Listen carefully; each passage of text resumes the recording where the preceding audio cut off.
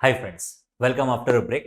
हमने previous session में ऐसे डिस्कस किया था कि चार सेक्शन को इस चैप्टर में डिस्कस करने वाले हैं 31, 32, 33 एंड 34। दो सेक्शन बहुत इंपॉर्टेंट हो जाएगी बेटा, 31 एंड 34। ओके, बाद में इस चैप्टर का जो डिस्कशन है सेक्शन 31 का, उसके पहले कुछ बेसिक दो तीन बातें हम यहाँ पे डिस्कस करना चाहेंगे। फर्स्ट, बोलो इनवर्स का कोई फॉर्मेट नहीं है, हाँ, पर उसमें कंटेंट्स क्या क्या होने चाहिए उसका लिस्ट हमारे पास अवेलेबल है under rule number 46 friends. Inverse हम इशू करेंगे इलेक्ट्रॉनिकली के मैन्युअली, कुछ भी, उससे हमको कोई फर्क पड़ता नहीं है फ्रेंड्स। नेक्स्ट आएगा हमारे वहां पे इनवर्स इशू करेगा कौन, तो हमारे वहां पे जो भी रजिस्टर्ड पर्सन होगा, सुनो केयरफुली, जो भी हमारे वहां पे रजिस्टर्ड पर्सन होगा, जो टैक्सेबल गुड्स के सर्विस का सप्लाई करता होगा, वो हमारे वहां पे क्या इशू करेगा, बोलो फटाफट, टैक्स इनवॉइस। बोलो क्लियर, डन। तो अनरजिस्टर्ड पर्सन हमारे वहां पे टैक्स इनवॉइस इशू कर नहीं पाएगा। पॉइंट नंबर 2, जब रजिस्टर्ड पर्सन एग्जम्प्ट सप्लाई करेगा तो जो डॉक्यूमेंट इशू करेगा वो कौन सा होगा, बोलो बेटा हमारे वहां पे बिल ऑफ सप्लाई। तो क्या रजिस्टर्ड पर्सन टैक्सेबल पर्सन के बीच में फर्क है कि दोनों सेम टू सेम ही है? अरे फर्क है, क्या फर्क? रजिस्टर्ड पर्सन का मतलब ऐसा होगा, person registered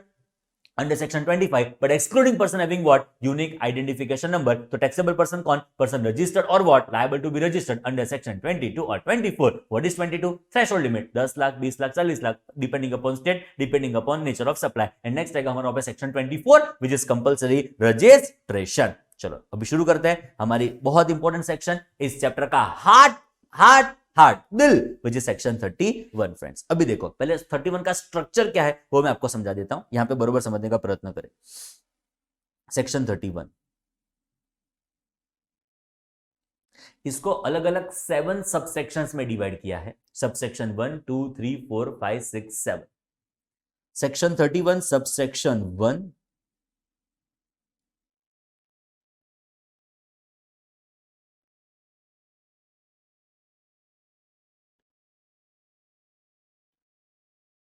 section 31 subsection 1, goods के केस में इनवॉइस इश्यू करने की टाइम लिमिट क्या होगी उसके बारे में कुछ प्रोविजंस हमको बताएंगे। रिपीट करूंगा, बरोबर यहां पे ध्यान देना।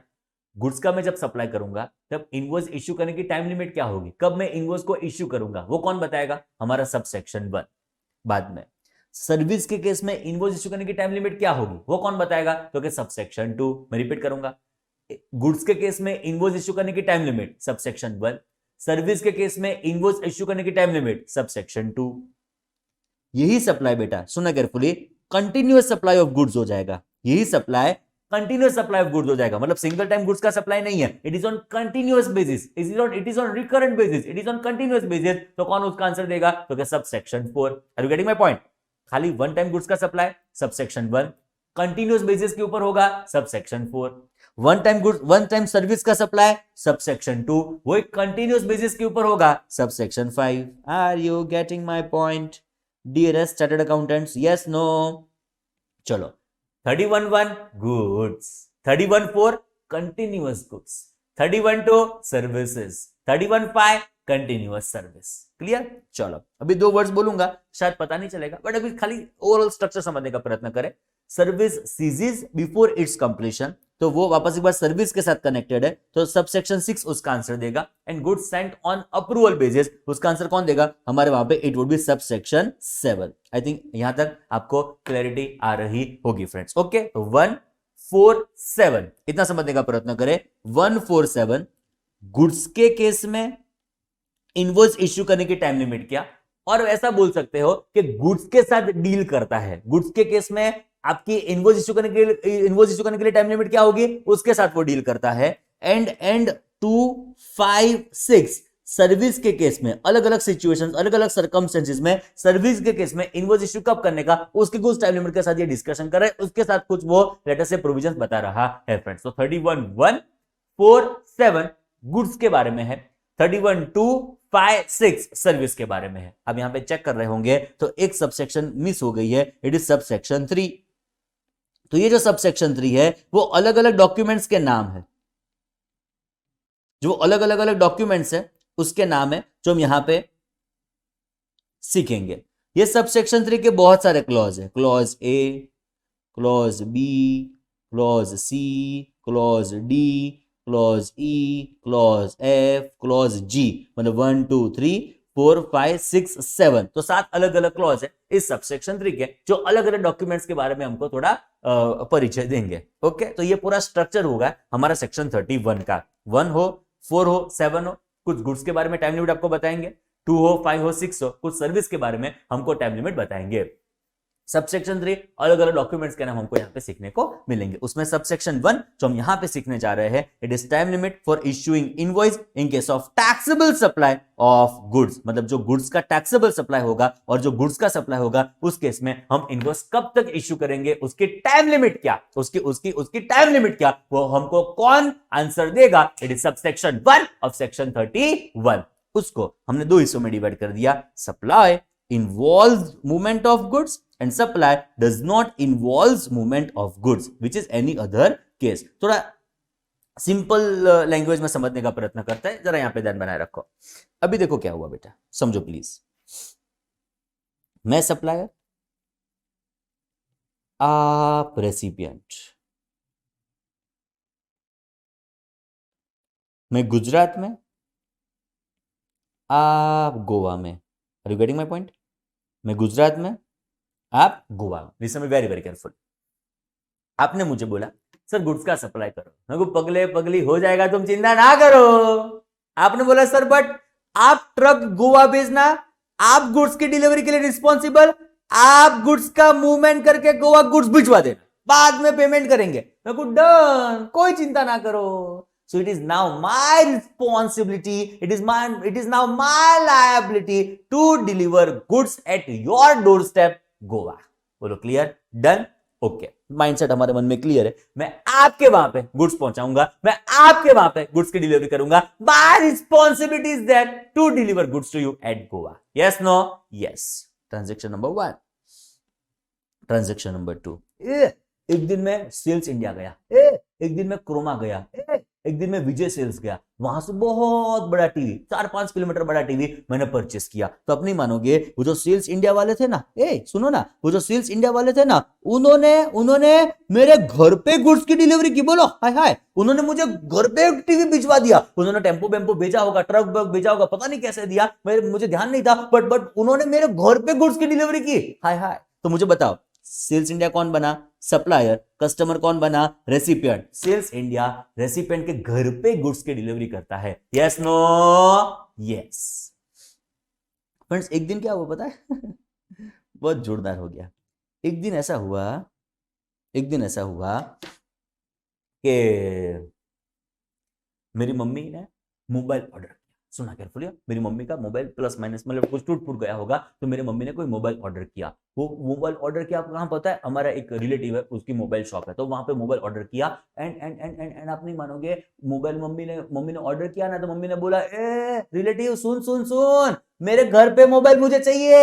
मम्मी वहां पे लेने के लिए जाएगी ऐसा नहीं होगा, वो घर पे मोबाइल लेने के लिए आएगा ऐसा होगा। मम्मी नहीं जाने वाली मोबाइल लेने, वो जो रिलेटिव है वो घर पे आके मोबाइल की डिलीवरी करेगा। ओके। जो सप्लायर है ना, उन्होंने मोबाइल की डिलीवरी घर पे की। सेल्स इंडिया है ना, उन्होंने घर पे टीवी डिलीवर किया। सप्लायर है ना, उन्होंने रेसिपिएंट के वहां पे गुड्स की डिलीवरी की। फ्रेंड्स तीनों में आप चेक करो, बहुत इंपॉर्टेंट। मैं पहले केस में सप्लायर को सप्लाई करने के लिए, सुना केयरफुली, बहुत इंपॉर्टेंट वर्ड्स है, बहुत ब्यूटीफुल वर्ड्स है, बहुत टेक्निकलिटी है, प्लीज बरोबर यहां पे समझने का प्रयत्न करें माय डियरेस्ट अकाउंटेंट्स। सप्लायर को गुड्स का सप्लाई करने के लिए गुड्स को मूव करने पड़ेंगे, गुड्स का मूवमेंट करना पड़ेगा। Yes no? पहले केस में देखो, गुजरात में गुड्स की डिलीवरी नहीं है, मेरे फैक्ट्री के ऊपर गुड्स की डिलीवरी नहीं है, मैं आपके वहां पे चार्टर्ड अकाउंटेंट्स, मैं गोवा आपके वहां पे गुड्स डिलीवर करूंगा, मैं आपके प्रीमिसेस पे, आपके डोर स्टेप पे गुड्स डिलीवर करूंगा। मतलब सप्लाई करने के लिए मुझे गुड्स का मूवमेंट करना पड़ेगा। सप्लाई करने के लिए I need to have movement of goods. Yes no? Yes. तो उसको बोलेंगे supply involve movement of goods. क्या बोलेंगे? Supply involve movement of goods. Number 2, sales India जब घर पे टीवी डिलीवर करेगा, तो मुझे छोटी सी ये बात बताओ, ये टीवी सप्लाई करने के लिए, ये टीवी को बेचने के लिए, ये टीवी को सप्लाई करने के लिए क्या सप्लायर को गुड्स का मूवमेंट करना पड़ेगा? एब्सोल्युटली यस, बिकॉज मैं सेल्स इंडिया नहीं जाके टीवी ले लूंगा, सेल्स इंडिया वाले घर पे आके टीवी की डिलीवरी करने वाले हैं। मतलब supply involves movement of goods. Supply करने के लिए उनको गुड्स का मूवमेंट करना पड़ेगा, सप्लाई करने के लिए उनको गुड्स का मूवमेंट करना पड़ेगा। तो supply involves movement of goods. Third आप चेक करो, मम्मी नहीं गई रिलेटिव के वहां पे मोबाइल लेने के लिए, रिलेटिव जिसकी दुकान थी, रिलेटिव जिसकी शॉप थी, वो घर पे आए गुड्स की डिलीवरी करने के लिए, meaning that bye supply involves movement of goods. Supply करने के लिए गुड्स का मूवमेंट करना पड़ेगा, सप्लाई करने के लिए गुड्स का मूवमेंट करना पड़ेगा। बोलो क्लियर, डन। तो ये हमारा फर्स्ट क्लासिफिकेशन है, supply involves movement of goods. तो जनरल सेंस में आप देखो तो यहां पे क्या होगा, सप्लायर रेसिपिएंट के वहां पे गुड्स की डिलीवरी करेगा। जनरल सेंस में आप चेक करो बेटा, तो क्या होगा, सप्लायर रेसिपिएंट के वहां पे गुड्स की डिलीवरी करने वाला है। Clear, done. चलो इसमें है ना फ्रेंड्स एक एलिमेंट और इन्वॉल्व है, वो अब आपको समझाना चाहता हूं। एग्जांपल के तौर पे यहां पे जो सप्लायर होता है ना, उसकी रिस्पॉन्सिबिलिटी रेसिपिएंट के डोर स्टेप तक गुड्स पहुंचता है वहां तक होती है। अब समझो, रेसिपिएंट के डोर स्टेप तक गुड्स पहुंच जाए वहां तक कौन रिस्पॉन्सिबल, तो क्या सप्लायर। तो वो वापस एक बार इस एलिमेंट की कैरेक्टरिस्टिक्स है, within meaning thereby supply involves movement of goods. Supply करने के लिए गुड्स का मूवमेंट करना पड़ेगा। तो supply involves movement of goods. Clear. चलो एक छोटी सी बात आप मुझे बताओ, सेल्स इंडिया से घर पे टीवी आ रहा था, टेम्पो लेके वो टीवी घर पे डिलीवर हो रहा था, रास्ते में टेम्पो था। अचानक से चार मतलब क्रॉस रोड्स आए एंड वहां पे सिग्नल था, रेड सिग्नल था, सो टेम्पो वहां पे खड़ा रहा। अचानक से धरतीकंप आया, धरतीकंप हुआ, धरती फटी, टेम्पो अंदर, ड्राइवर बाहर, टेम्पो क्या बंद, धरती बंद। क्या हो गया, एक आधी मिनट में धरती फटी, टेम्पो अंदर, धरती बंद, ड्राइवर बाहर। किसका नुकसान, सप्लायर का, सॉरी सेल्स इंडिया का, सप्लायर का, कि रेसिपिएंट का? मेरा। बोलो फटाफट बताओ चैट बॉक्स में फटाफट बताओ, नुकसान किसका, सप्लायर का कि रेसिपिएंट का? चलो चैट बॉक्स में फटाफट मुझे बताओ, नुकसान किसका, सप्लायर का कि रेसिपिएंट का? सप्लायर का कि रेसिपिएंट का? सप्लायर का कि रेसिपिएंट का? बताओ नुकसान किसका, सप्लायर के recipient? Supplier, because this is the case where supply involves movement of goods. Supply करने के लिए मुझे गुड्स का मूवमेंट करना पड़ेगा, रेसिपिएंट के वहां पे मुझे गुड्स की डिलीवरी करनी है friends. So supply involves movement of goods. Okay, तो आई थिंक अभी कैरेक्टरिस्टिक्स आपको पता चल चुकी है, what do we exactly mean by supply involves movement of goods. यहां पे सप्लायर रेसिपिएंट के वहां पे गुड्स की डिलीवरी करने वाला है फ्रेंड्स। यहां पे 3 ट्रांजैक्शंस होंगे। ट्रांजैक्शन नंबर 1 क्या होगा, बोलो पता है बेटा आपको? मेरे वहां से मतलब सप्लायर के वहां से गुड्स का रिमूवल, सप्लायर के वहां से गुड्स का रिमूवल, रास्ते में क्या होगा, गुड्स का मूवमेंट, रास्ते में क्या होगा, गुड्स का मूवमेंट, एंड फाइनल रेसिपिएंट के वहां पे क्या होगा, गुड्स की डिलीवरी। तो 3 ट्रांजैक्शंस होंगे। पहला ट्रांजैक्शन सप्लायर के वहां से गुड्स का रिमूवल, सेकंड ट्रांजैक्शन डिलीवरी तक गुड्स का मूवमेंट, एंड फाइनली रेसिपिएंट के वहां पे गुड्स की डिलीवरी हो जाएगी। सो वहां पे आओ जो बाय बाय टाटा, वहां पे हमारा ट्रांजैक्शन कंक्लूड हो जाएगा, वहां पे हमारा ट्रांजैक्शन कंप्लीट होने वाला है friends. Now very very important, इस 3 में से हमको इनवर्स कब इश्यू करना है। आप माइंडसेट ऐसा रखो कि सेक्शन 31 जो भी हमारा इन डिटेल हम डिस्कस कर रहे हैं वो जनरली आपको क्या बताएगा, सबसेक्शन 3 आप छोड़ दो तो इस सबसेक्शन के अलावा बाकी जो भी सबसेक्शन हमारे पास अवेलेबल है 1, 4, 7, 2, 5, 6, तो वो आपको क्या बताएंगे, time limit for issuing goods. मतलब 1, 4, 7 आपको बताएंगे अलग अलग सर्कमस्टेंसेस में गुड्स के केस में इनवर्स इश्यू करने की टाइम लिमिट। 2, 5, 6 सर्विस के केस में अलग अलग सिचुएशन में इनवर्स इश्यू करने की टाइम लिमिट क्या होगी, वो कौन बताएगा, हमारा सेक्शन 31, 147 गुड्स के लिए, 256 सर्विस के लिए। Yes no yes. तो हमारा 31(1) क्या कहता है कि भाई आपका ये supply involves movement of goods होगा। मतलब यहां पे सप्लायर अंडरटेक करता है कि वो रेसिपिएंट के वहां पे गुड्स की डिलीवरी करेगा, सप्लायर अंडरटेक करता है कि वो रेसिपिएंट के वहां पे गुड्स की डिलीवरी करेगा। तो यहां पे 3 ट्रांजैक्शन हमारे वहां पे पॉसिबल है।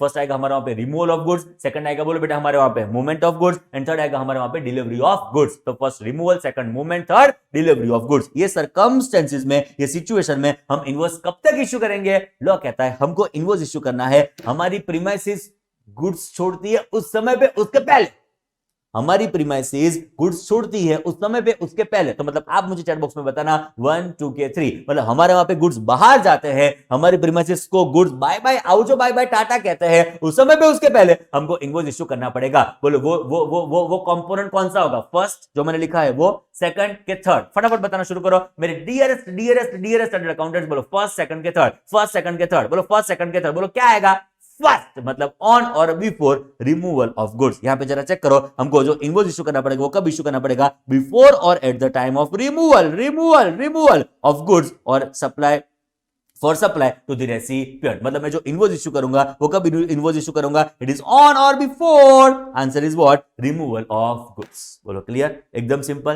बोलो आवड़े फावे, चलो शुरू हो जाओ। 31 आप बोलेंगे गुड्स, चलो 1 2 3 को 31 goods. Answer supply involves movement of goods before or at the time of removal of goods, because removal word important है, उसको थोड़ा ध्यान से हम बोलेंगे before or at the time of removal of goods। चलो 1 2 3 go 31 goods, अरे 31 goods। supply involves movement of goods before or at the time of removal of goods।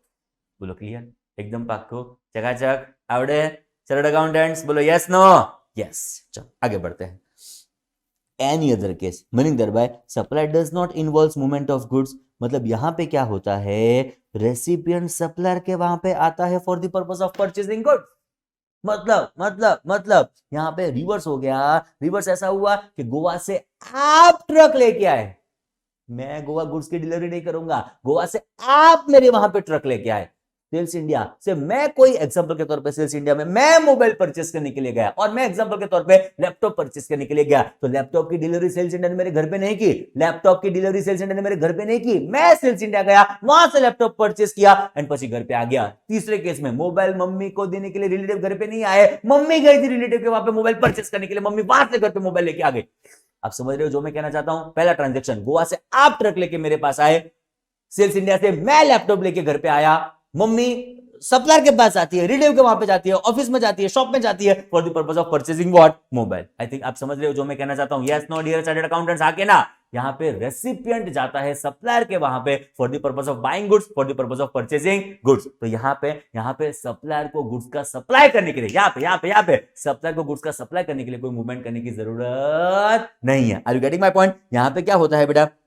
Recipient supplier के वहां पे जाता है, तो मुझे बताओ whether supply involves movement of goods, क्या सप्लायर को गुड्स का सप्लाई करने के लिए मूवमेंट अभी करना पड़ेगा? सेल्स इंडिया को क्या अभी लैपटॉप बेचने के लिए घर पे डिलीवरी करनी पड़ेगी? यस नो लिखना शुरू करो फटाफट। क्या सेल्स इंडिया को लैपटॉप बेचने के लिए घर पे डिलीवरी करनी पड़ेगी? बोलो यस नो नो। क्या मुझे आपको गुड्स सप्लाई करने के लिए क्या मुझे मूवमेंट करना पड़ेगा? Whether supplier needs to move the goods, yes और नो।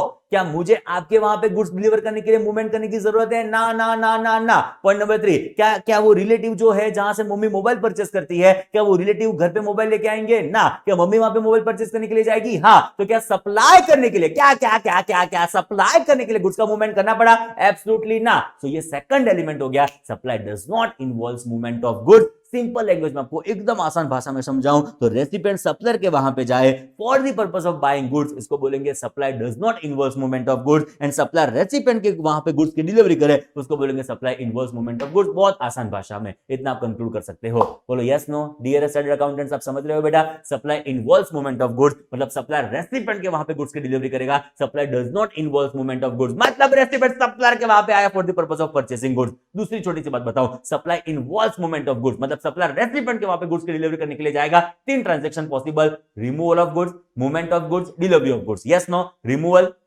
Movement, delivery. अरे yes no, removal, movement, delivery. उसमें से लॉ ने किस ट्रांजैक्शन को चूज किया for the purpose of section 31 subsection 1? Law ने चूज किया before or at the time of removal of goods. यहां पे आप जरा चेक करो, जब रेसिपिएंट सप्लायर के वहां पे जाता है, बोलो इस 3 में से कितना ट्रांजैक्शन पॉसिबल? बोलो रिमूवल होगा, बोलो फटाफट। When supply does not involve movement of goods, बोलो रिमूवल होगा? एब्सोल्युटली ना, रिमूवल होगा नहीं। आप तो मेरे वहां पे आए हो, आप समझ रहे हो ना, आप मेरे वहां पे आए हो। बोलो मूवमेंट होगा? ना, बिकॉज मुझे सप्लाई करने के लिए कोई मूवमेंट करना ही नहीं पड़ेगा, एक ही ट्रांजैक्शन। बोलो कौन सा होगा? Delivery of goods. मेरी प्रीमाइसेस के ऊपर मैं डिलीवरी देके आओ जो bye bye tata. There is no need to remove goods, there is no need to move goods, just only single transaction will be there, it would be what? Delivery of goods. आओ जो bye bye tata. Chartered accountants, आप समझ रहे हो बेटा जो मैं कहना चाहता हूं? हाँ के ना? ना रिमूवल होगा ना मूवमेंट होगा, एक ही ट्रांजैक्शन होगा। बोलो कौन सा? It would be delivery of goods. अभी आप मुझे यहां पे बताओ, जब supply involves movement of goods and यहां पे है does not involves movement of goods, तो जब इनवॉल्व मूवमेंट ऑफ गुड्स था, मेरे पास 3 ट्रांजैक्शन थे, रिमूवल, मूवमेंट, डिलीवरी। उसमें से लॉने किसको चूज किया? तो रिमूवल को चूज किया। बट यहाँ पे जब मेरे पास 3 में से एक ही ट्रांजैक्शन है, ना रिमूवल है ना मूवमेंट है, एक ही ट्रांजैक्शन है, बोलो कौन सा? It is delivery of goods. तो बोलो 3 में से कोई ऑप्शन मेरे पास है चूज करने का कि ये 3 में से मैं सिलेक्ट करूंगा 1 2 3, ऐसा कोई ऑप्शन मेरे पास है ना? एक ही ट्रांजैक्शन होता है, बोलो कौन सा? Delivery of goods. एक ही ट्रांजैक्शन होता है, बोलो कौन सा? Delivery of goods. मतलब डी मार्ट में आप शॉपिंग करने के लिए गए, डी मार्ट वाले घर पे थोड़ी गुड्स डिलीवर करने के लिए आएंगे। Supply does not involve movement of goods. आप मॉल में गए, शॉपिंग करने, आपने कपड़े परचेस किए, तो supply does not involve movement of goods. वहां पे एक ही ट्रांजैक्शन होता है, बोलो कौन सा? Directly delivery of goods. बाद में रिस्क का रिवॉर्ड आपके ऊपर ट्रांसफर। जैसे आपने प्रीमाइसेस मॉल का छोड़ा, अभी घर पे नहीं पहुंचे, एंड एग्जांपल के तौर पे आपने जो कपड़े परचेस किए थे वो गिर गए, और एग्जांपल के तौर पे वो गिरे तो ऐसे गिरे कि गिर गए। किसका नुकसान? सप्लायर का कि रेसिपिएंट का? एब्सोल्युटली रेसिपिएंट का, because delivery risk and reward, delivery risk and reward transfer हो गया है। I think you are getting my point, what I'm trying to convey। बोलो बेटा yes के नो। यहाँ पे ना रिमूवल है, यहाँ पे ना मूवमेंट है, तो एक ही ट्रांजैक्शन होगा, बोलो कौन सा? It would be delivery of goods. तो यहाँ पे लॉ ने किसको लेटर से चूज किया for the purpose of section 31 subsection 1? Sir आप यहाँ पे चेक कर सकते हो, any other case it would be before or at the time of. Answer क्या आएगा? Delivery of goods. उसका दूसरा नाम it is making available there of to whom friends? Recipient. बोलो क्लियर? सिंपल वर्ड्स में आप याद रखो, डिलीवरी ऑफ गुड्स तो भी एब्सोल्युटली चलने वाला है फ्रेंड्स। बोलो क्लियर? चार्टर्ड अकाउंटेंट्स बोलो फाउ से यस नो यस। चलो शुरू हो जाओ। सेक्शन 31 सबसेक्शन 1 हमारा कंक्लूड हुआ। चलो शुरू हो जाओ। बोलो 31 गुड। आवाज नहीं आओ तो चलो 1 2 3 गो। अरे बोलो 31 good. Supply involves movement of goods before or at the time of removal of goods, and supply does not involves movement of goods before or at the time of delivery of goods. चलो एक बार मेरे साथ, हम साथ लगातार 1 2 3 go. 31 goods. Supply involves movement of goods before or at the time of removal of goods, but if supply does not involve movement of goods before or at the time of delivery of goods। पाको एकदम मजबूत। एक दो question solve करना चाहोगे? Yes. चलो question number 1 आप पहले सॉल्व करेंगे। चलो मैं वेट कर रहा हूं आपकी। फटाफट इसको आप सॉल्व कर दो, बाद में इसका डिस्कशन मैं शुरू करूंगा। You can start now.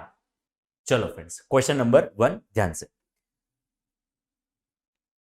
Sonu manufacturers Delhi supplied goods to Sony electronics Haryana. तो सोनू मैन्युफैक्चरर्स कौन बनेगा? बोलो बेटा सप्लायर। एंड सोनी इलेक्ट्रॉनिक्स कौन बनेगा? बोलो बेटा हमारे वहां पे रेसिपिएंट। ना जरा चेक करो इंफॉर्मेशन में, supply involved movement of goods. मतलब क्या? सप्लाई करने के लिए सप्लायर को गुड्स का मूवमेंट करना पड़ेगा? Absolutely yes. यहाँ पे 3 transaction possible. First it would be removal of goods, second it would be बोलो बेटा movement of goods, and third क्या होगा? It would be delivery of goods. Check करो।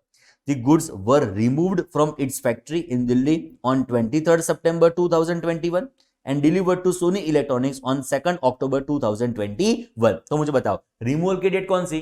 23rd सितंबर। रास्ते में क्या हो रहा है? 2nd अक्टूबर तक क्या हो रहा है? मूवमेंट। एंड फाइनली डिलीवरी की डेट कौन सी? It would be 2nd October 2021। Yes no? चलो 3 डेट्स आ गई। एक रिमूवल की, मूवमेंट का ड्यूरेशन होगा, एंड थर्ड होगा डिलीवरी ऑफ गुड्स। चेक करो by what time Sonu manufacturers is required to issue invoice. तो फ्रेंड्स कितने समय में आपको इनवॉइस इश्यू करना पड़ेगा, और what will be the time limit applicable for the purpose of issuing invoice in this particular case. तो मुझे बताओ इसका आंसर कौन दे पाएगा? तो यहां पे आंसर दे पाएगा, बोलो फटाफट। मुझे सेक्शन में ज्यादा दिलचस्पी है। बोलो सेक्शन कौन सी आएगी? बोलो 31 1। सेक्शन कौन सी आएगी? बोलो फटाफट। 31 1। आंसर क्या लग रहा है बेटा आपको? Supply involves movement of goods के does not involves movement of goods? क्या लग रहा है? इन्वॉल्व्स के डज नॉट इन्वॉल्व? फटाफट लिखो तो। अरे क्या लिखने का? लिखा हुआ है supply involves movement of goods. Yes no? 3 transaction, removal, movement, delivery. दोनों कौन से कंपोनेंट को, कौन से ट्रांजैक्शन को चूज किया? दोनों चूज किया before or at the time of removal. मतलब मुझे इन्वॉइस इश्यू करना है अप टू, ऐसा भी लिख सकता हूं ऑन और बिफोर, ऐसा भी लिख सकता हूं अप टू, ऐसा भी लिख सकता हूं ऑन और बिफोर, ऐसा भी लिख सकता हूं अप टू। तो बोलो इनवॉइस कब तक इश्यू करूं? तो क्या ऑन और बिफोर, और ऐसा भी लिख सकता हूं अप टू। बोलो कौन सी डेट लिखूं यहां पे? इट वुड बी 23rd सितंबर 2021। यहां तक हमको इनवॉइस इश्यू करने की रिक्वायरमेंट बोलो बेटा आने वाली है फ्रेंड्स। बोलो क्लियर? एकदम सिंपल, एकदम आसान, एकदम time pass. Yes no? Yes. चलो शुरू करते हैं। नेक्स्ट आएगा हमारा क्वेश्चन नंबर 2। एकदम सिंपल, एकदम आसान। आओ जरा चेक करो क्वेश्चन नंबर 2। चलो फ्रेंड्स क्वेश्चन नंबर 2 ध्यान से। Modi limited Delhi supplied goods to Rahul limited Gujarat. बोलो यहां पे हमारा सप्लायर कौन? यहाँ पे हमारा रेसिपिएंट कौन, शुरू हो जाओ। मोदी लिमिटेड कौन बनेगा बोलो बेटा, सप्लायर। राहुल लिमिटेड कौन बनेगा बोलो बेटा, रेसिपिएंट। सिंपल। चलो नाउ इंफॉर्मेशन में स्पेसिफिकली दिया है supply does not involve movement of goods, तो बोलो यहाँ पे एक ही ट्रांजेक्शन होगा, बोलो रिमूवल होगा ना, मूवमेंट होगी ना, एक ही ट्रांजेक्शन, बोलो कौन सा, delivery of goods, yes no yes. जरा चेक करो, the goods were made available to Rahul limited, दो वर्ड से यहाँ पे, जरा आपने ध्यान दिया था बेटा, दो वर्ड से यहाँ पे देखो, डिलीवरी ऑफ गुड्स और making available there of to whom friends, recipient friends. तो यहाँ पे जरा चेक करो कौन से वर्ड को यहाँ पे यूज किया गया, तो the goods were made available to Rahul limited on 10th of January 2021, तो ये हमारी इंपॉर्टेंट डेट हो जाएगी which will be of delivery of goods. Now by what time Modi limited is required to issue invoice, तो यहाँ पे पहले सेक्शन का रेफरेंस देना चाहेंगे, it would be section 31 sub section 1, कौन सा एक्ट है, it would B CGST act 2017। Okay, तो ये आपको बताएगा आपको इनवॉइस इशू करना है ऑन और बिफोर 10th January 2021, तो यहां तक हमको इनवॉइस इशू करने की रिक्वायरमेंट बोलो बेटा आने वाली है फ्रेंड्स, बोलो क्लियर से, एकदम सिंपल। एक सबसेक्शन 1 हमने खत्म कर दी आज। चलो 1 2 3 start. 31 goods answer, supply involves movement of goods before or at the time of removal of goods, supply does not involves movement of goods before or at the time of delivery of goods. Clear. एक observation आपको बता दूं आज, sir यहाँ पे observation check करो, कोई भी केस हो, supply involves movement of goods के does not involves movement of goods, कोई भी केस हो, जरा आप वापस चेक करो, supply involves movement of goods के does not involves movement of goods, पहले में आएगा रिमूवल, सेकंड में आएगा डिलीवरी। इन शॉर्ट आप ऑब्जर्व करो, हमारी प्रीमाइसेस के बाहर गुड्स आएंगे ना, चार्टर्ड अकाउंटेंट्स बरोबर चेक करो, हमारी प्रीमाइसेस के बाहर गुड्स आएंगे ना, उस समय पे और उसके पहले हमको इनवॉइस इशू कर देना है। जरा वापस एक बार चेक करो, हमारी प्रीमाइसेस के बाहर गुड्स गए उस समय पे और उसके पहले हमको इनवॉइस इशू करने की रिक्वायरमेंट आने वाली है। पहला ट्रांजैक्शन देखो तो रिमूवल, मतलब हमारी प्रीमाइसेस के बाहर गुड्स गए उसके पहले, सेकंड में तो वही रेसिपिएंट ही आ रहा है हमारे वहां पे गुड्स परचेस करने के लिए, मतलब हमारे वहां पे गुड्स की डिलीवरी हो गई, जिसके लिए वो ट्रांसफर हो गया, वहां पे हमको मतलब हमारी प्रीमाइसेस को गुड्स छोड़ेंगे उस समय पे और उसके पहले हमको इनवॉइस इशू करने की रिक्वायरमेंट आने वाली है फ्रेंड्स। पक्का है, एकदम मजबूत, डन। चलो आगे बढ़ते हैं जीवन में धीरे धीरे होले होले। नेक्स्ट आएगा बेटा हमारे वहां पे सब सेक्शन 2, जरा चेक करो ये किसके बारे में है, गुड्स के बारे में है कि सर्विस के बारे में, आओ जरा एक बार चेक करो प्लीज।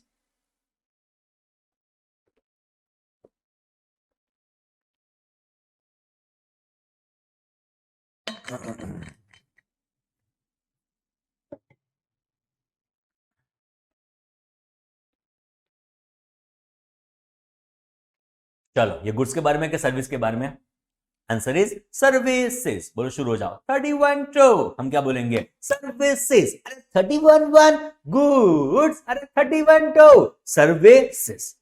चलो ध्यान से, time limit for issuing invoice in case of taxable supply of services. Friends यहाँ पे सर्विस के बारे में बहुत इंपॉर्टेंट पॉइंट है, यहाँ पे आप इनवॉइस पहले भी बना सकते हो बाद में भी बना सकते हो, बट किसके पहले किसके बाद, तो सर्विस के पहले सर्विस के बाद, सर्विस के पहले कभी भी बना सकते हो चार्टर्ड अकाउंटेंट्स, सर्विस के पहले कभी भी बना सकते हो, बट जो सर्विस के बाद की बात आएगी ना तो आपको यहाँ पे लिमिट जो फॉलो करनी है, it is generally within 30 days, समझे। Before any time, before is any time, कभी भी, बिफोर कभी भी चलेगा, पर जो आफ्टर की बात आएगी तो हम जनरली क्या फॉलो करेंगे, बोलो 30 डेज। बट किसके बिफोर आफ्टर, सर सर्विस के बिफोर आफ्टर, बट आप समझो सर्विस में तो सर्विस का स्टार्टिंग भी होता है, सर्विस का कंप्लीशन भी होता है। एक दिन हमने लेक्चर शुरू किया, एक दिन हमने जीएसटी शुरू किया, एक दिन हम जीएसटी कंक्लूड करेंगे, एक दिन हम जीएसटी खत्म करेंगे। अरे यस नो यस, तो ये सर्विस के स्टार्टिंग के बिफोर आफ्टर की बात हो रही है कि सर्विस के कंप्लीशन के बिफोर आफ्टर की बात हो रही है। लॉ ने जिस वर्ड के ऊपर फोकस किया, it is friends service completion. Law ने जिस वर्ड्स के ऊपर फोकस किया, it is nothing but what, service completion. तो यहां पे जो है words, it is service, but important words कौन से हैं, कंप्लीशन, इसके ऊपर आप खास ध्यान देना फ्रेंड्स। ओके, तो सर्विस कंप्लीशन के पहले भी इनवॉइस बना सकते हो, सर्विस कंप्लीशन के बाद भी इनवॉइस बना सकते हो। पहले कब, अरे कभी भी, बाद में होगा तो आपको जो जनरल टाइम लिमिट फॉलो करनी है, वो जनरल टाइम लिमिट क्या होगी, बोलो बेटा हमारे वहां पे, it is nothing but what, 30 days friends, बोलो क्लियर, शुरू हो जाओ। 31 टू सर्विसेज, अरे 31 टू सर्विसेज, इनवॉइस पहले भी चलेगा बाद में भी चलेगा, पहले कब तो कभी भी, बट जनरली जो आफ्टर होगा ना तो हमको 30 डेज का टाइम लिमिट फॉलो करना पड़ेगा फ्रेंड्स। देखो जरा चेक कर सकते हैं, before the date of supply of services, बढ़िया सर्विस कौन सी, तो answer is completion of service. Answer is what बोलो बेटा, it is completion of service we are talking about. And जो आफ्टर होगा तो जनरली हमको जो टाइम लिमिट फॉलो करनी है वो 30 डेज फॉलो करनी है from the date of supply of services. Again ये सर्विस का मतलब क्या समझू मैं, it is completion of services.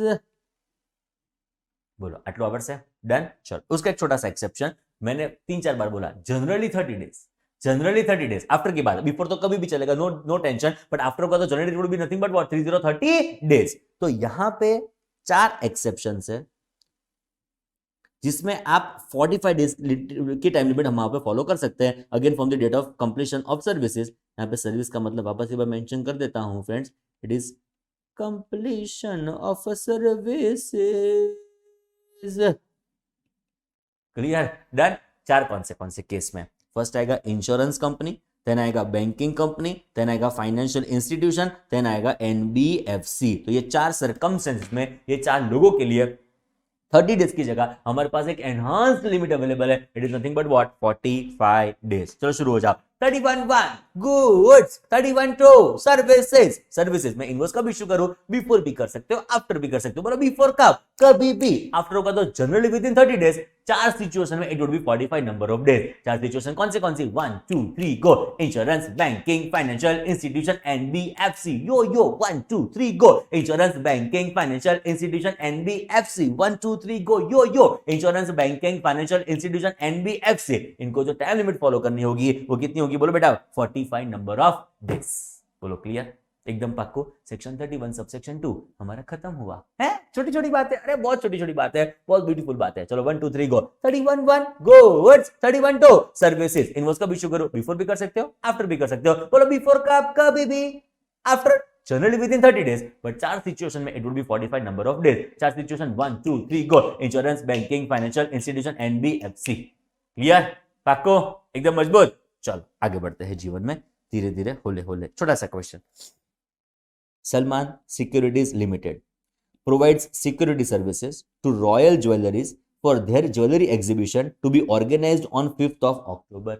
Salman security limited बनेगा हमारे वहां पे सप्लायर, प्रोवाइड्स सिक्योरिटी सर्विसेज तो this is nature of question पे ध्यान, क्वेश्चन पे ध्यान, क्वेश्चन पे ध्यान। चल, nature of services what, security services. Royal jewellers क्या बनेगा, बोलो बेटा हमारे वहां पे recipient for their jewellery exhibition to be organised on 5th of October. एक ही दिन का एग्जीबिशन है तो स्टार्टिंग भी वो दिन होगा, एंडिंग भी वो दिन होगा, it is 5th of October. Now by what time Salman Securities Limited is required to issue invoice? तो बोलो पहले रेफरेंस की सेक्शन बता दो मुझे। Reference would be section 31 subsection 2। तो 31 सर्विसेज, यस नो यस। तो जनरली जो हम फॉलो करेंगे वो क्या टाइम फॉलो करेंगे बेटा, इट वुड बी 30 डेज के 45 डेज। तो यहाँ पे जरा चेक करो, सलमान सिक्योरिटीज है मतलब whether it is insurance company, banking company, financial institution, NBFC. ना it is not insurance, banking, financial institution, NBFC. ये तो नॉर्मल सप्लायर है, जनरल सप्लायर है। तो days will be what 30 number of days, yes no yes. यहाँ पे 30 days होंगे from completion of service which would be 5th of October. तो date कौन सी आएगी, देखो डेज कैसे कैलकुलेट किया जाता है। अक्टूबर में 5th को एक्सक्लूड करेंगे, 5th के बाद 6 से हमारा पहला डे होगा। Are you getting my point? 5th को एक्सक्लूड करो, 6 से हमारा फर्स्ट डे शुरू होगा। तो अक्टूबर में कितने नंबर ऑफ डेज, तो अक्टूबर में टोटल नंबर ऑफ डेज होंगे 31। ओके, तो 31 में से मैं 5 को माइनस कर दूंगा तो कितना बचेगा 26। यस नो, 31 में से मैं 5 को माइनस करूं तो जनरली कितना बचेगा, बोलो बेटा हमारे वहां पे 26। हमको नंबर ऑफ डेज करने कितना है, तो क्या 30। उसमें से माइनस ऑलरेडी अक्टूबर में कितना नंबर ऑफ डेज हो गए, तो क्या 26। तो 4th of November will be the date up to which I need to issue invoice. Are you getting my point, my dearest under accountants? Yes, no.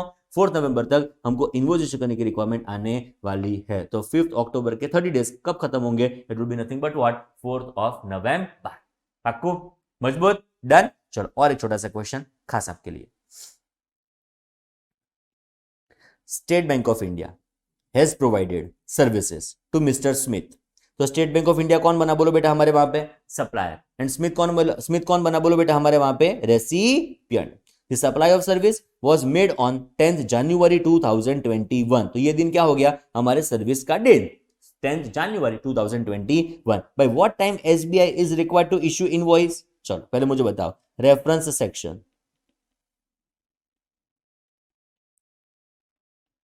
31 subsection 2। Yes, no बेटा, reference would be section 31 subsection 2 of CGST act 2017। चलो हमको यहाँ पे number of days कितने applicable होंगे बोलो फटाफट।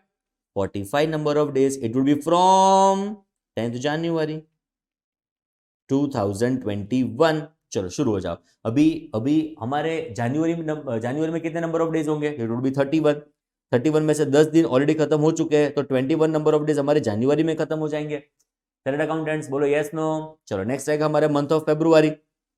Okay sorry, उसके पहले मुझे नंबर ऑफ डेज कितने करने हैं? तो क्या 45, उसमें से 21 नंबर ऑफ डेज तो जनवरी में खत्म हो गए ना, तो कितने नंबर ऑफ डेज बचेंगे बोलो 24। तो मुझे इनवर्स कब तक इशू करना पड़ेगा? It would be up to, और ऐसा भी लिख सकते हो ऑन और बिफोर 24th Feb। तो 24th Feb तक हमको इनवर्स इशू करने की रिक्वायरमेंट हमारे वहां पे आने वाली है। यहाँ पे लिख देता हूं अप टू, और ऐसा भी लिख सकते हो ऑन और बिफोर 4th November तक इनवर्स इशू करना पड़ेगा। सेकंड केस में मतलब हमारे क्वेश्चन नंबर 4 में आपको ऑन और बिफोर और अप टू 24 नवंबर इनवॉइस इशू करने की रिक्वायरमेंट बोलो बेटा हमारे वहां पे आने वाली है। क्लियर? डन। दो सबसेक्शन हमारी खत्म। सबसेक्शन 1 सबसेक्शन 2 7 तक पहुंचना है। 1 2 3 4 5 6 7 फटाफट खत्म हो जाएगा। कोई खास चिंता नहीं है इस चैप्टर में। बहुत रिलेटिवली आसान, रिलेटिवली बहुत सिंपल सा चैप्टर है, आपके जैसा बहुत स्वीट। क्लियर? डन। चलो अभी कुछ स्पेशल प्रोविजन है, अभी डिस्कस नहीं करेंगे, उसका समय आएगा तब उसको डिस्कस करेंगे। Not to worry, don't worry. Next आएगा बेटा हमारे वहां पे सेक्शन 31 सबसेक्शन 3 अलग अलग डॉक्यूमेंट्स के नाम। यहां पे कोई टाइम लिमिट नहीं सीखने को मिलेगी बेटा, मैंने पहले भी आपको बताया। 1 याद करो थोड़ा थोड़ा, 3 याद करो थोड़ा थोड़ा, 7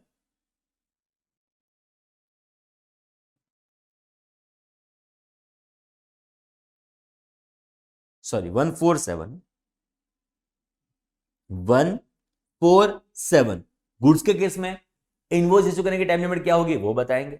2 5 6 सर्विस के अलग अलग सर्कमस्टेंसेस में इनवॉइस कब इशू करना पड़ेगा वो हमको टाइम लिमिट बताएंगे। Subsection 3 would be what? Various documents. तो आओ उसका डिटेल में डिस्कशन हम शुरू करते हैं। वेरियस डॉक्यूमेंट्स बहुत सिंपल है, बहुत मजेदार, मजा आ जाएगी आपको पढ़ते पढ़ते।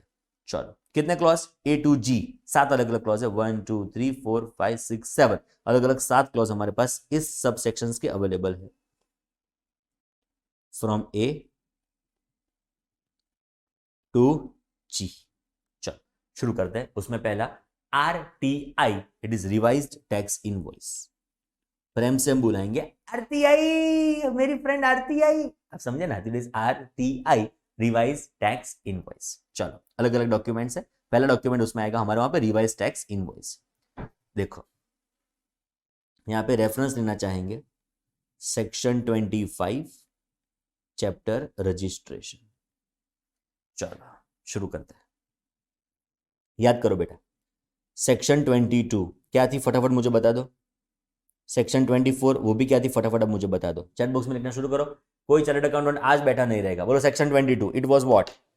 सेक्शन 22 चलो चार्टर्ड अकाउंटेंट फटाफट मुझे बताना शुरू करो। और what was section 22? Threshold limit. अलग अलग स्टेट्स अलग अलग लिमिट। 4 स्टेट्स में 10 लाख, 6 स्टेट्स में 20 लाख, बाकी सारे स्टेट्स में डिपेंड करेगा। गुड्स का सप्लाई होगा तो 40 लाख, सर्विस का सप्लाई होगा तो 20 लाख, गुड्स प्लस सर्विस का सप्लाई होगा तो again it would be 20 lakh. Yes no? Section 24 चलो फटाफट मुझे बताओ व्हाट इज सेक्शन 24? फटाफट मुझे बता दो व्हाट इज सेक्शन 24? बोलो सेक्शन 24 इज कंपलसरी रजिस्ट्रेशन। तो 2 सेक्शन आपको बना दी हमारे वहां पे liable for what? Registration. Okay उसके बाद आपको फॉलो करनी पड़ेगी procedure for registration which would be under section 25। तो section 25 is nothing but what? बोलो फटाफट, प्रोसीजर फॉर रजिस्ट्रेशन। ओके ये प्रोसीजर का एक छोटा सा पार्ट यहाँ पे रेफरेंस के तौर पे हम कंसीडर करना चाहेंगे। प्लीज सख्त ध्यान यहाँ पे बनाए रखो, बहुत इंपॉर्टेंट बात हो रही है यहाँ पे ध्यान। चलो फ्रेंड्स सपोज आपकी बर्थडे, सपोज आपकी बर्थडे 14 फरवरी 2003 है। एग्जाम्पल समझो ना। सपोज आपकी बर्थडे 14 फरवरी 2003, अज्यूम करो 14 फरवरी को आप आ गए थे, प्रकट हुए थे। इस दिन सैटरडे था, शाम को आए थे 4-5 बजे आसपास। क्या इस दिन हमारे पेरेंट्स आपके इस दिन आपके पेरेंट्स आएंगे आपका बर्थडे सर्टिफिकेट लेने? क्या 14 फरवरी शाम को 4-5 बजे टेंटेटिव आप आए हुए हो, तो क्या सेम डे पापा जाएंगे आपका बर्थडे सर्टिफिकेट लेने म्यूनिसिपालिटी में? पहले आप जाओगे सर्टिफिकेट लेना, तो हम आ गए, आप आई गया जी, हम आ गए, सर्टिफिकेट लाओ। आप तो नहीं जाएंगे, वो तो पता है। तो क्या आपके पेरेंट्स आएंगे? Absolutely yes. बट क्या सेम डे जाएंगे? सेकंड डे तो संडे था, तो वो उस दिन भी पापा नहीं जा पाएंगे, तो बिजी होंगे। यस और नो? यस। पापा मंडे गए, समझो मंडे भी थोड़े बिजी थे। ट्यूसडे, अरे वो भी बिजी थे। ठीक, पापा वेडनेसडे को गए, समझो ना, एग्जांपल के तौर पे पापा 20 तारीख को गए। पापा 20 तारीख म्यूनिसिपालिटी में जाके कहते हैं कि आपका हमारे वहां पे बर्थ हुआ है, एंड आपका सर्टिफिकेट म्यूनिसिपालिटी पापा को ग्रांट करे। ओके, तो पापा म्यूनिसिपालिटी में कब जाते हैं? तो 20 तारीख को गए म्यूनिसिपल ऑफिस में, पापा 20 तारीख को गए। मुझे छोटी सी बात बताओ, वो बर्थडे का दिन कौन सा मेंशन करेंगे? पापा भले 20 तारीख को गए, बर्थडे का दिन कौन सा मेंशन करेंगे? चैट बॉक्स में फटाफट लिखो, चलो फटाफट। 14 के 20 बोलो फटाफट, क्या एवरेज निकालू? एवरेज निकालू, बोलो 14 के 20, 14 के 20, 14 के 20, 14 के 20, 14 के 20, फटाफट फटाफट फटाफट मुझे बता दो। It would B nothing but what? 14। अरे बट सर पापा तो 20th को गए थे, अरे पापा तो 20 तारीख को गए थे। अरे भले 20 तारीख को गए हो, बर्थडे सर्टिफिकेट में डेट तो कौन सी मेंशन करेंगे? तो 1414। आवड़े आटलू? Yes no? यस। चल आपकी शादी करवाते हैं।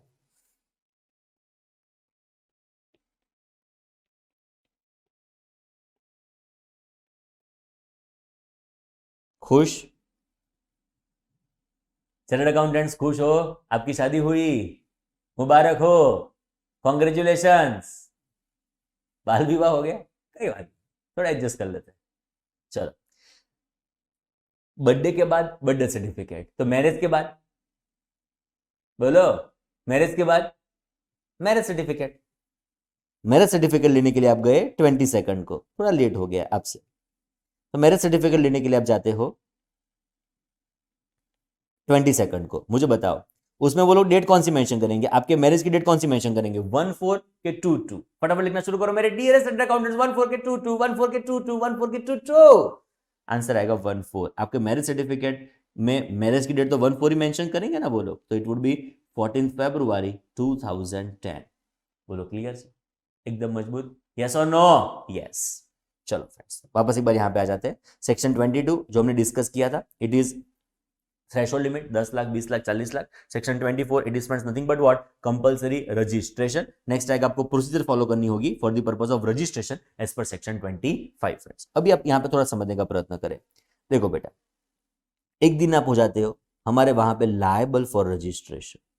One day you become friends liable for registration. Liability दो सेक्शन आपको दे सकती है, सेक्शन 22 से भी आपकी लायबिलिटी आ सकती है, सेक्शन 24 से भी आपकी लायबिलिटी आ सकती है। थ्रेशोल्ड लिमिट से आपका टर्नओवर क्रॉस हो सकता है, कंपलसरी भी आपको अप्लाई करना पड़ सकता है हमारे वहां पे रजिस्ट्रेशन।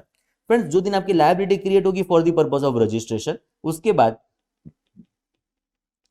आप अप्लाई करेंगे for the purpose of registration. Liability create तो हो गई बेटा, लायबिलिटी आपकी क्रिएट तो हो गई, आपका टर्नओवर थ्रेशोल्ड लिमिट को क्रॉस भी कर दिया कि आपने 24 वाले जो भी ट्रांजैक्शन है उसमें से कोई transaction interstate taxable supply of goods आपने लेटर से वो ट्रांजैक्शन आपने कर दिया, तो वो आपको क्या बनेगा हमारे वहां पे? Liable for what? रजिस्ट्रेशन। तो लॉ ने क्या बोला बेटा, पता है आपको? यहां पे जो दिन आप बन जाते हो liable for the purpose of registration, उसके विदिन 30 डेज, उसके विदिन 30 डेज आपको हमारे वहां पे अप्लाई करना पड़ेगा for the purpose of registration. And ये जो एप्लीकेशन का फॉर्म होता है ना बेटा, इट इज GSTREG01। वापस एक बार आगे आने वाला है, पर अभी से सीखना शुरू ही कर देते हैं ना, तो आगे एकदम सिंपल हो जाएगा। तो आप अप्लाई करो for the purpose of registration into this particular form. Online application होती है, it is GSTREG01। Within what time? Within what time? Within what time? 30 days. Within what time? Within what time? 30 days. और जरा थोड़ा date से समझते हैं। आप liable हो जाते हो एग्जाम्पल के तौर पे 10 जनवरी को, आप अप्लाई करते हो एग्जाम्पल के तौर पे 20 जनवरी को, थोड़ा लेट कर देते हैं, लेट अस से 2 फरवरी को आपने अप्लाई कर दिया, but it is within 30 days. Yes no? It is within 30 days. Yes no? It is absolutely within 30 days. तो आपने लायबिलिटी के विद इन 30 डेज अप्लाई कर दिया for the purpose of what? बोलो बेटा, registration. लो कहता है application के बाद आपको सर्टिफिकेट हमारे वहां पे ग्रांट होगा, आपको हमारे वहां पे सर्टिफिकेट ग्रांट होगा। जैसे आपको सर्टिफिकेट ग्रांट होगा ना बेटा, उसका एक नंबर आपको मिलेगा जो नंबर को हम बुलाएंगे GSTIN, meaning thereby it is goods and services tax identification number. GST में जो नंबर आपको ग्रांट किया जाता है ना बेटा, उसका नाम क्या होता है हमारे वहां पे? GSTIN, meaning thereby what? It is goods and services tax identification number. Okay, चलो शुरू हो जाओ। एक दिन आप हो गए liable for the purpose of registration, उसके बाद आपने अप्लाई किया for the purpose of registration, उसके बाद आपको सर्टिफिकेट क्या हुआ? ग्रांट। क्लियर? डन। चलो, तो एप्लीकेशन के बाद सपोज एग्जांपल के तौर पे 15 तारीख को आपको सर्टिफिकेट हमारे वहां पे ग्रांट हुआ, 15 तारीख को आपको सर्टिफिकेट हमारे वहां पे ग्रांट हुआ। अभी आप समझो, लॉ ने क्या बोला कि भले आपका ग्रांट 15 तारीख को है, भले आपका ग्रांट 15 तारीख को है, बट आपने लायबिलिटी के विद इन 30 डेज अप्लाई कर दिया है। सुनो very very carefully, very very important, very very beautiful provisions are there. Liability के विद इन 30 डेज आपने जो अप्लाई कर दिया है, तो भले आपको ग्रांट 15 तारीख को हुआ, भले आपका ग्रांट 15 तारीख को है, your effective date of registration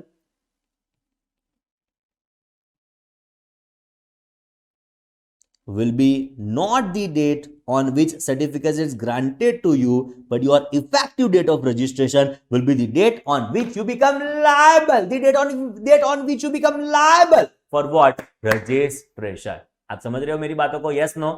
liability के 30 डेज में जो आपने अप्लाई कर दिया for the purpose of registration, तो जो दिन आपको सर्टिफिकेट ग्रांट होगा उस दिन से आप नहीं बनेंगे हमारे वहां पे रजिस्टर्ड, बट जो दिन आपका बर्थडे हुआ था उस दिन से आपका बर्थडे सर्टिफिकेट में वो डेट मेंशन की जाएगी जो दिन आपने अप्लाई किया था, कि जो दिन आपको ग्रांट होगा, जो दिन आपका बर्थ हुआ, जो दिन आपका बर्थ हुआ उस दिन को मेंशन करेंगे आपके बर्थडे सर्टिफिकेट में, जो दिन आपके मैरिज हुए उस दिन को मेंशन करेंगे आपके मैरिज सर्टिफिकेट में।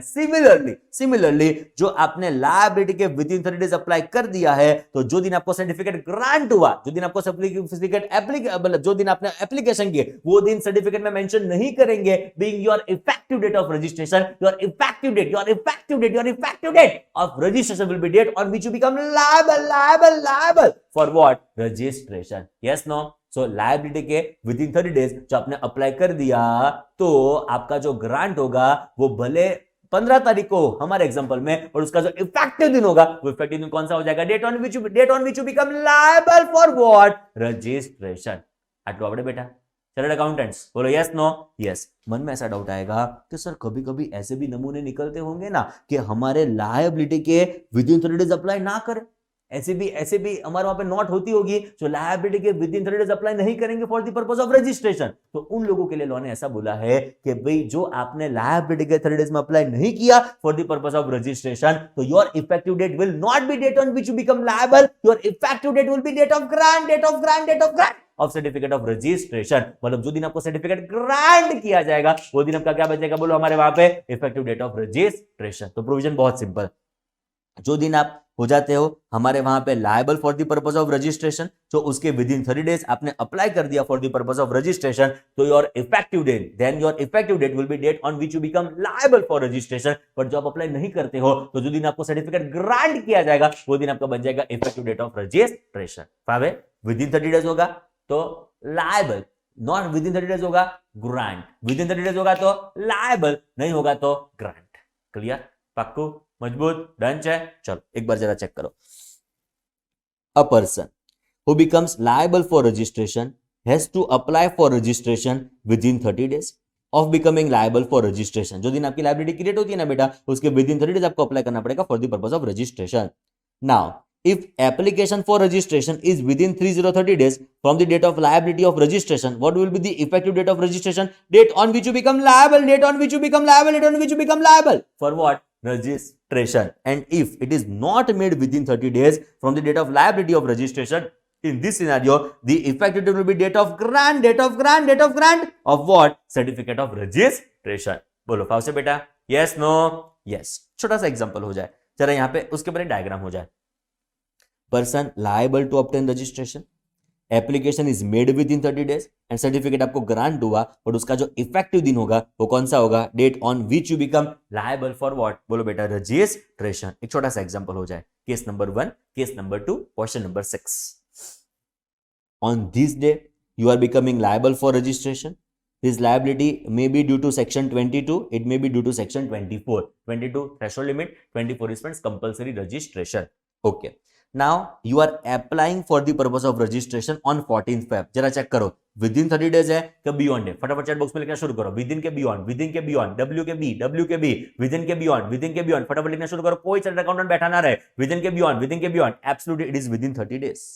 तो सर्टिफिकेट आपको इस दिन ग्रांट हुआ, तो बोलो what will be the effective date of registration? क्या लग रहा है बोलो बेटा आपको, what will be the effective date of registration? Date on which you become liable के date on which certificate is granted? बोलो date on which you become liable, मतलब यहां पे 20th January 2021 is the date on which you become liable for the purpose of registration, becomes the date of will becoming the effective date of registration. Okay, तो यहां पे लिख देता हूं liability of registration, ऐसा लिखो date of liability of registration.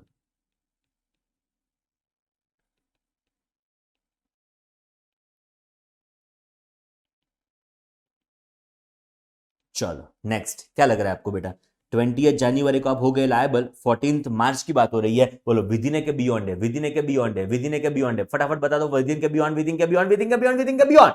तो answer it is within in case number 1 और it is beyond in case number 2। Yes और नो? यस। तो इन दिस सिनेरियो जो दिन आपको सर्टिफिकेट, जो दिन आपको सर्टिफिकेट, जो दिन आपको सर्टिफिकेट, बोलो बोलो, जो दिन आपको सर्टिफिकेट, जो दिन आपको सर्टिफिकेट, जो दिन आपको सर्टिफिकेट ग्रांट किया जाएगा, वो दिन आपका बन जाएगा हमारे वहां पे effective date of registration, meaning thereby 16th March 2021, meaning thereby date of grant of certificate of registration becomes the date on which you become what? This is the date from which your certificate will be, और certificate में जो दिन वो mention करेंगे वो date कौन सी होगी? बोलो बेटे, it will B 16th March, it will B 2021। बोलो क्लियर है? एकदम पक्को डन। उसके ऊपर तो कुछ 7 नंबर क्वेश्चन भी पूछा, मतलब मई 2018 में 4 मार्क का क्वेश्चन भी पूछा गया था हमारे सी इंटरमीडिएट में, एंड कुछ फाइनल में भी पूछा गया था, बट वो हम थोड़ी देर के बाद डिस्कस करने वाले हैं। आओ एक बार जरा क्वेश्चन नंबर 7 देख लेते हैं। सिंपल प्रोविजन है, लायबिलिटी के 30 डेज में अप्लाई कर दिया तो आपका जो ग्रांट होगा उसमें इफेक्टिव दिन वो लोग मेंशन करेंगे वो लायबल होगा, अदरवाइज जो 30 डेज में नहीं किया तो आपका इफेक्टिव दिन होगा वो कौन सा होगा? Date on the certificate is granted to you. आओ जरा क्वेश्चन चेक करते हैं, बहुत सिंपल है। Determine the effective date of registration under CGST act 2017 in respect of the following cases। दो केस है, case 1, case 2। Now aggregate turnover of Varun Industry Mumbai exceeded ₹20 lakh। ये थोड़ा May 18 का question है। सो यहाँ पे थ्रेशोल्ड लिमिट मुंबई में आज कितनी है? गुड्स का सप्लाई करो तो 40 लाख, बरोबर ना? मुंबई में आज लिमिट कितनी है? बोलो बेटा, गुड्स का सप्लाई करेंगे तो 40 लाख, बट पहले कुछ लिमिट अलग हुआ करती थी। सो यहाँ पे 20 लाख लिखा हुआ है, तो उसको मैं कर देता हूं एग्जांपल के तौर पे, मुंबई को मैं चेंज कर दूं तो भी चलेगा, और 20 लाख को चेंज करूंगा तो भी चलेगा। चलो मुंबई को चेंज करके हम कर देते हैं एग्जांपल के तौर पे सिक्किम। मुंबई को कर दिया हमने सिक्किम। चलो शुरू हो जाओ। तो 20 लाख को कब क्रॉस किया? तो 1 अगस्त 2017। तो this date becomes what? Liable for registration. इस दिन को अब क्या हो गए? बोलो बेटा हमारे वहां पे, इस दिन को बन गए हमारे वहां पे लायबल फॉर व्हाट? बोलो बेटा रजिस्ट्रेशन। इट मतलब company submit the application for registration, form होगा उसका GSTREG01। वो कब सबमिट करती है? तो 20th August 2017 को उसको सबमिट किया जाता है। मतलब क्या लग रहा है आपको? विद इन के बियॉन्ड है, विद इन के बियॉन्ड है, विद इन 30 डेज। तो answer is application is within 30 डेज। चलो नेक्स्ट आप जरा चेक करो। Certificate of registration is granted on 25th August 2017। तो this is the date on which certificate is granted to you. अरे yes और no? तो मुझे बताओ यहाँ पे इफेक्टिव दिन कौन सा होगा? यहाँ पे जो आपका इफेक्टिव दिन होने जा रहा है, आपका जो इफेक्टिव डेट होगा, वो आपका जो इफेक्टिव डेट होगा वो कौन सा होगा? लायबल एप्लीकेशन के ग्रांट। बोलो क्या लग रहा है आपको? बोलो बेटा फटाफट। लायबल एप्लीकेशन का grant. Answer is absolutely your effective date will be liable for date of liability of registration. तो आपका जो इफेक्टिव दिन होगा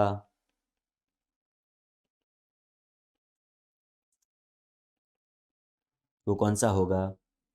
1 August 2017, which is nothing but what? Date of liability of registration. Clear? Simple, एकदम आसान है ना बेटा? यस। चलो आगे बढ़ते हैं। Case number 2। Shweta infotech services are provider of internet services in Pune. वाह, तो पुणे में वो लोग सर्विसेज प्रोवाइड करते हैं। The aggregate turnover of them exceeded 20 lakhs on 25 September 2017। बोलो पुणे में लिमिट कौन सी एप्लीकेबल होगी? महाराष्ट्र है, सर्विस है, तो 20 लाख की लिमिट हमारे वहां पे एप्लीकेबल होगी। Yes no? अदर स्टेट्स में फॉलो होगा। महाराष्ट्र सर्विस के केस में 20 लाख की लिमिट उनको एप्लीकेबल होने जा रही है। 25 सितंबर की दिन वो डेट है जो दिन वो बनेंगे हमारे वहां पे liable for what, registration.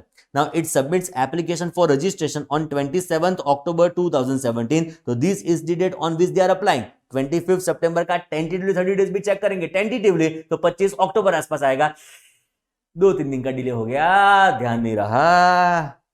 Registration certificate is granted on 5th November 2017, तो इस दिन को सर्टिफिकेट क्या हुआ बोलो बेटा हमारे वहां पे, ग्रांट। तो what will be the effective date of registration, what will be the effective date of registration? The effective date will be what? Date on which certificate is granted to you. Date on which certificate is granted to you. So date on which certificate is granted to you is nothing but what? 5th November 2017. It is date of grant of certificate of registration.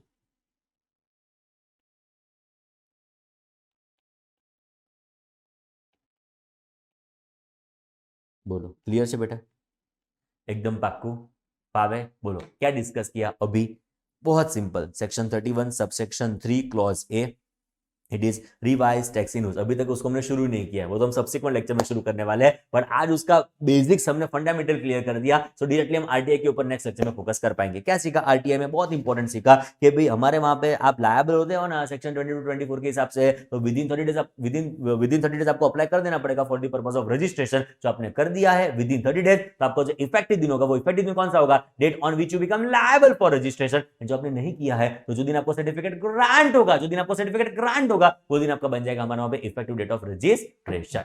बोलो clear, आज यहां तक रखते हैं, but आंखें बंद एकदम सख्त यहां पे ध्यान दे दो, बहुत सिंपल से प्रोविजन है जो हमने आज डिस्कस किए। Friends chapter tax invoice, chapter number 8। Friends हमारे वहां पे है ना इनवॉइस का कोई फॉर्मेट नहीं है, मतलब आप इनवॉइस चाहो वैसा डिजाइन कर सकते हो, बट हाँ इनवॉइस में कंटेंट्स क्या क्या होने चाहिए उसका लिस्ट हमारे पास अवेलेबल है अंडर रूल नंबर 46।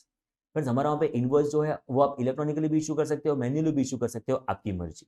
फ्रेंड्स हमारा पे इनवॉइस इशू करता है कौन है बताए, हमारा पे इनवॉइस इशू करता है रजिस्टर्ड पर्सन, जब वो टैक्सेबल सप्लाई करेगा गुड्स का के सर्विसेज का। तो सर रजिस्टर्ड पर्सन कौन, रजिस्टर्ड पर्सन का मतलब होगा person registered under section 25 but excluding person having what, unique identification number. इसके जैसा और एक बंदा हमारे पास अवेलेबल है हु इज टैक्सेबल पर्सन। तो सर टैक्सेबल पर्सन कौन, पर्सन रजिस्टर्ड और liable to be registered under section 22 और 24। और ये 22-24 क्या है, 22 is threshold limit, 24 is compulsory registration. 3 threshold limit हमारे पास अवेलेबल है, कभी कभी 10 लाख, कभी कभी 20 लाख, कभी कभी 40 लाख।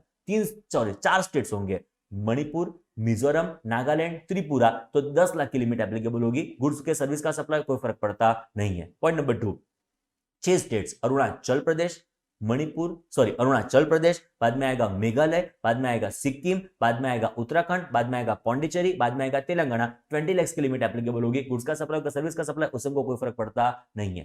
थर्ड आएगा हमारे वहां पे अदर स्टेट्स, गुजरात है, महाराष्ट्र है, राजस्थान है, गोवा है, एक्सेट्रा। वहां पे एक्सक्लूसिवली गुड्स का सप्लाई करेंगे तो 40 लाख की लिमिट एप्लीकेबल होगी।